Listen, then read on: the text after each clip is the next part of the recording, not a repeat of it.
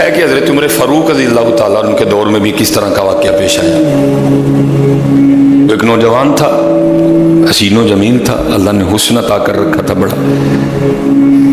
اس نے جب بھی نماز پڑھنے کے لیے آنا نا تو راستے میں ایک عورت تھی، اس کی نظر پڑتی، اور یہ کہا گیا ہے کہ جو نظر ہے یہ شیطان کے تیروں میں سے ایک تیر ہے، اسی لیے تو حضرت جی نظریں جھکا کے چلنے کا حکم دیا گیا ہے، کیونکہ جو نظر ہے یہ شیطان کے تیروں میں سے ایک تیر ہے حضرت جی۔ پڑھ تو یہ ایک دفعہ جاتی ہے لیکن کتنی دنوں تک حضرت اس نظر کا جو اثر ہے وہ دل سے نہیں جاتا حضرت۔ اپنی نظریں بڑی سنبھالو حضرت، اپنی نظریں بڑی سنبھالو حضرت۔ اس کی تو نظریں پاک تھیں لیکن راستے میں ایک عورت تھی، اس کی پاک نہیں تھی۔ اس نے آتے جاتے جاتے آتے آتے جاتے اس کو دیکھنا، شیطان نے اپنا کام کرنا شروع کر دیا۔ اس نے ایک دن کیا کیا، اس نے اپنی خادمہ سے نا اپنی خواہش کا اظہار کیا، میرا دل کرتا ہے کہ اس نوجوان سے نا تنہائی ملے، لیکن ملے تو ملے کس طرح؟ وہ جو خادمہ تھی ذرا پکی عمر کی تھی، اس نے کہا یہ تو کوئی مشکل کام نہیں ہے، آج ہی رات کو بات بنا دیتی۔ وہ جب عشاء پڑھ کے وہ نوجوان مسجد سے نکلا نا، وہ خادمہ راستے میں کھڑی ہو گئی، اس کو روک لیا، اس کو 2-3 احادیث سنائی، 2-3 آیات مبارکہ سنائی کسی کے کام آنے کے حوالے سے۔ ہمارے گھر میں مرد کوئی نہیں ہے، کچھ وزنی سا سامان اٹھانا ہے، اگر آپ اٹھا دیں تو بڑی نوازش ہوگی، اللہ راضی ہوگا، اللہ کے رسول راضی ہوں گے، کوئی مسئلہ نہیں۔ اسی طرح ہوا حضرت، وہ گھر لے گئی، پچھلے کمرے میں لے گئی، وہ جیسے کمرے میں داخل ہوئے وہ عورت پہلے موجود تھی، اس نے جناب اندر سے چٹکنی لگا لی اور اس کے سامنے اپنی خواہش کا اظہار کیا۔ جیسے میں نے کہا نا بڑا مشکل موقع ہوتا ہے، لیکن وہ نوجوان ہماری طرح کا نوجوان نہیں تھا، وہ قرآن والا نوجوان تھا، اس کا تعلق قرآن سے مضبوط تھا۔ اس کو یہی آیت یاد آئی، وَلِمَنْ خَافَ مَقَامَ رَبِّهِ جَنَّتَانِ، جو اپنے رب کے حضور کھڑا ہونے سے ڈر گیا، موقع بھی تھا، طاقت بھی تھی، عمر بھی تھی، خواہش بھی تھی، پھر بھی ڈر گیا، نہیں نہیں نہیں میرا اللہ دیکھ رہا ہے، میں کل اپنے اللہ کے حضور کون سا منہ لے کے جاؤں گا، کس طرح اللہ اور اللہ کے رسول کی بارگاہ میں کل جاؤں گا، سارا کچھ کر سکتا تھا، کوئی تیسرا نہیں تھا، لیکن کیا نہیں، میرا اللہ دیکھ رہا ہے۔ وہ ایسا خوف طاری ہوا، ایسا خوف الہی طاری ہوا، گش کھا کے گر گئے نیچے، اور عورت ڈر گئی، آگے بڑھ کے کسی نے نبض نہیں دیکھی کہ زندہ ہے کہ شہید ہو گئے، انہوں نے سمجھا کہ شاید مر گئے۔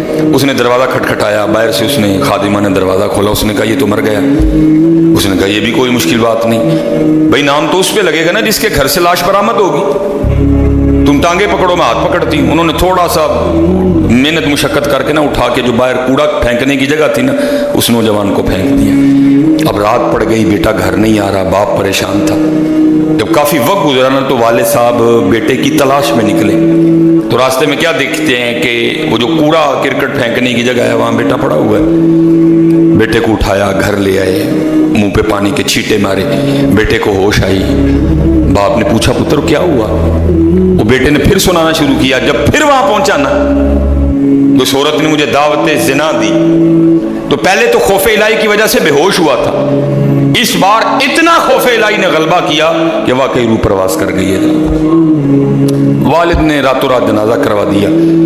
صبح والد صاحب فجر کی نماز کی جماعت میں شریک نہیں ہو سکے۔ جب نماز سے فارغ ہوئے نا تو امیر المومنین حضرت سیدنا عمر بن خطاب رضی اللہ تعالیٰ نے پوچھا بھائی وہ آج ہمارا فلاں مقتدی کیوں نہیں آیا؟ لوگوں نے ساری بات سنائی، حضرت جوان بیٹا تھا، انتقال کر گیا، رات ہی کو جنازہ ہو گیا، شاید اس وجہ سے حضرت نہیں جماعت میں تشریف لا سکے۔ آپ نے فرمایا چلو اپنے بھائی کے غم میں شریک ہوتے ہیں۔ حضرت سیدنا عمر فاروق رضی اللہ تعالیٰ عنہ آئے، باتیں ہوتی رہیں، آپ نے بیٹے کے انتقال کی وجہ پوچھی، بیٹے نے ساری بات سنائی۔ آپ نے فرمایا اچھا تیرے بیٹے کا انتقال خوف الہی کی وجہ سے ہوا ہے؟ تو اللہ تو فرماتے ہیں وَلِمَنْ خَافَ مَقَامَ رَبِّهِ جَنَّتَانِ، اور جو ہمارے رب حضور کھڑا ہونے سے ڈر گیا اس کے لیے 2 جنتیں ہیں۔ تو چل پھر مجھے ذرا اپنے بیٹے کی قبر پہ لے کے چل رہا ہے۔ لکھا ہے حضرت عمر فاروق اب اس کے بیٹے کی قبر پہ تشریف لے، اس کی قبر پہ کھڑے ہو کے اس نوجوان کو باہر سے مخاطب کر کے فرماتے ہیں، اللہ فرماتے ہیں وَلِمَنْ خَافَ مَقَامَ رَبِّهِ جَنَّتَانِ، اور جو اپنے رب کے حضور کھڑا ہونے سے ڈر گیا اس کے لیے 2 جنتیں ہیں۔ اے نوجوان اب آگے تو بتا، اللہ نے تجھے 2 جنتیں دیں کہ نہیں دیں؟ تو لکھا ہے قبر سے جواب آتے ہیں امیر المومنین، رب سچا، رب کا رسول سچا، رب کا قرآن سچا، میں جیسے ہی قبر میں آؤں اللہ نے مجھے 2 جنتیں عطا کر دی ہیں۔ بچو، اس سے بچو، اس دور کا سب سے بڑا فتنہ ہے، اس سے بچو، اور خود نہیں بچا جاتا، اپنے اللہ کے حضور بار بار گڑ گڑاؤ، یا اللہ سانو بچا دے۔ اور پھنسایا حضرت ہمیں انہوں نے اس طرح ہے، ہمارے معاشرے کو انہوں نے اس طرح کا بنا دیا ہے کہ یہاں زنا بالکل بری چیز نہیں سمجھی جا رہی، لوگ فخر سے بتاتے ہیں، اور یہ قرب قیامت کی نشانی ہے۔ لوگ گناہ کر کے فخریہ بتایا کریں گے۔ آج کا نوجوان فخریہ بتاتا ہے، جی میری اتنی گرل فرینڈز ہیں، آج کا نوجوان فخر سے بتاتا ہے، یہ قرب قیامت ہے، یہ نشانی ہے قیامت کی۔ لوگ گناہ کر کے ڈریں گے نہیں، بلکہ فخریہ بتایا کریں گے، ہاں جی میں یہ گناہ کر رہا ہوں، اور اتنی جگہ کر رہا ہوں میں یہ گناہ۔ لیکن کیا ہوگا، نیکی مشکل ہو جائے۔ آج حضرت جی آپ دوسرا نکاح کر لیں، اللہ سنت ہے، قرآن میں اللہ خود کہہ رہی ہیں فَإِن تَابَ لَكُم مِّنَ النِّسَاءِ مَثْنَىٰ وَثُلَاثَ وَرُبَاعَ، پہلے کی تو اللہ نے بات ہی نہیں کی، بات دوسرے سے شروع ہو رہی ہے۔ مِّنَ النِّسَاءِ مَثْنَىٰ وَثُلَاثَ وَرُبَاعَ، پہلے کی بات ہی نہیں ہوئی، بات ہی دوسرے سے شروع ہو رہی ہے۔ جتنی مرضی گرل فرینڈ رکھ لیں، آپ کو کوئی برا نہیں سمجھے گا، بلکہ لوگ آپ کے جانے کے بعد بڑا خوش ہو گئے کہ یار بڑا رنگین مزاج آدمی ہے۔ لیکن حضرت آپ دوسرا نکاح کر لیں، اسی وقت آپ لوگوں کے کاغذوں میں 2 نمبر ہو جائیں گے۔ پیکے بھی ناراض، سونے بھی ناراض، پرا بھی ناراض، سالہ بھی ناراض، ہیں جی، چھوٹا بھی ناراض، بڑا بھی ناراض ہے۔ یہ کیا ہے؟ یہ قرب قیامت ہے۔ گناہ اچھا ہو گیا، گناہ آسان ہو گیا، نیکی بری سمجھی جانے لگی، نیکی مشکل ہو گئی ہے۔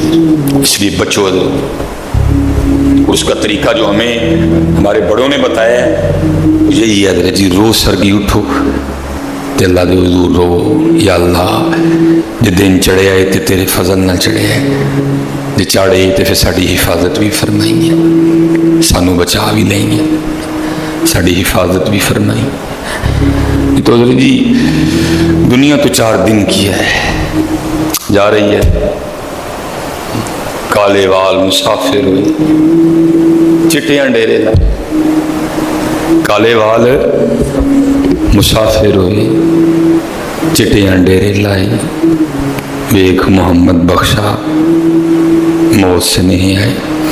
اور حضرت جی اللہ سب کو اپنی حفاظت میں رکھے۔ اگر کوئی اس گناہ میں پھنسا ہوا ہے، اگر کوئی اس گناہ میں پھنسا ہوا ہے تو میں کہوں گا کہ توبہ کرنے سارے حضرت، کیونکہ حضرت یہ وہ گناہ ہیں کر تو ہم رہے ہیں، لیکن اس کی سزا ہماری نسلوں کو بھگتنی پڑنی ہے۔